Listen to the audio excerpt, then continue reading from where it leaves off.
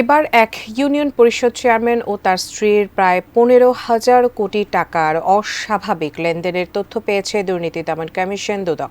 তাদের অবৈধ সম্পদও প্রায় ৭০ কোটি টাকার। নারায়ণগঞ্জের ২৫০০ উপজেলার ব্রাহ্মণদী ইউনিয়ন পরিষদের সাবেক এই চেয়ারম্যান লাকমিয়া এবং তার স্ত্রী মাহমুদা বেগমের বিরুদ্ধে মামলা করেছে সংস্থাটি।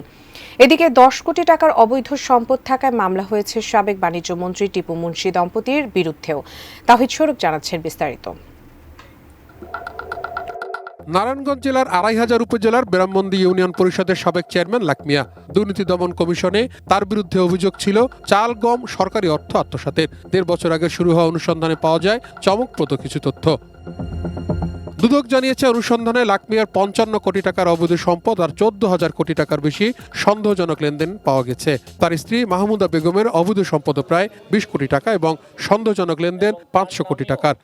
ভিশনের ফুলঝুরি মেগা অফারে ফ্রিজ কিনলেই পাচ্ছেন ১৬ পিসের আকর্ষণীয় গিফট বক্স একদম ফ্রি। ৪৯টি ব্যাংক হিসাবে ১৪,৩৭৬ কোটি টাকারও বেশি অস্বাভাবিক লেনদেনের মাধ্যমে অপরাধলব্ধ অবৈধ অর্থ জ্ঞাতসারে হস্তান্তর, স্থানান্তর, রূপান্তরের অপরাধে তার বিরুদ্ধে দুর্নীতি দমন কমিশন আইন ২০০৪, মানি লন্ডারিং প্রতিরোধ আইন ২০১২ এবং দুর্নীতি প্রতিরোধ আইন ১৯৪৭-এর সংশ্লিষ্ট ধারায় একটি মামলা রুজু হয়েছে। এদিকে সাবেক বাণিজ্য মন্ত্রী টিপু মুন্সি এবং তার স্ত্রীর প্রায় ১০ কোটি টাকার অবৈধ নামে জ্ঞাত আয়ের উৎসের সাথে সঙ্গতিবিহীন ৪,১৮,০০,০০০ টাকারও বেশি মূল্যের সম্পদের মালিকানা অর্জন ও দখলে রাখার অপরাধ প্রাথমিকভাবে প্রমাণিত হওয়ায় তার বিরুদ্ধে দুর্নীতি দমন কমিশন আইন ২০০৪-এর সংশ্লিষ্ট ধারায় আরও একটি মামলা রুজু করা হয়েছে।